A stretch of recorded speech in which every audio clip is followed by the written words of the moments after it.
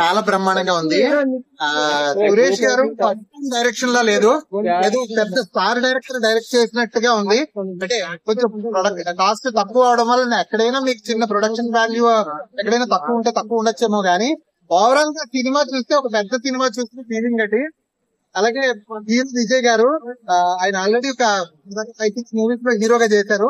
ఈ సినిమా అంటే అరాచకం, ఈ రాయలసీమ ఫ్యాక్షన్ ని చూపిస్తూ అసలు కొన్ని సీన్స్ చూస్తుంటే భయపడే ఒక అంటే ఈ మధ్య బాలయ్య బాబు గారి సినిమాలు ఒక్కసారిగా గుర్తొచ్చాయి. బోయపాటి గారి డైరెక్షన్ అంటే సురేష్ గారు ఆ ఇదిలో లాస్ట్ కి హీరోయిన్ అండి తనే, ఇంకా ఎండ్ లోకి వచ్చేసరికి తనే హీరో అనమాట.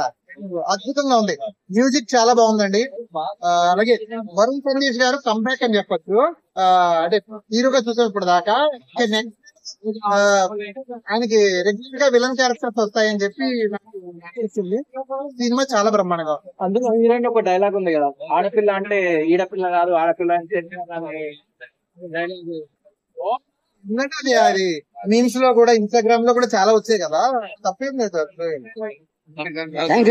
ఓకే,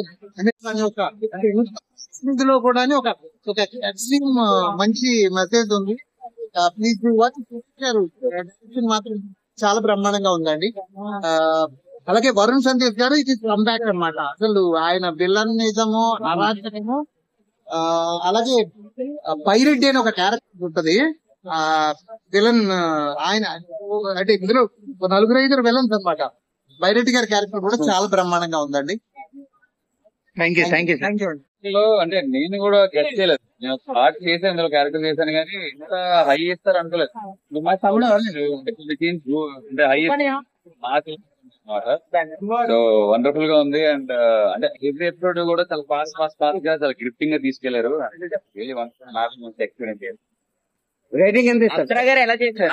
అప్సరా గారు చెప్తాను కదా మీరు, అంటే ట్విస్ట్ కూడా చాలా బాగుంది. అండ్ ఇంటర్వల్ బ్యాంగ్ ఎదిరిపోద్ది, క్లైమాక్స్ కూడా చాలా బాగుంది. అంటే బొమ్మని మర్చిపోవాలి. Thank you.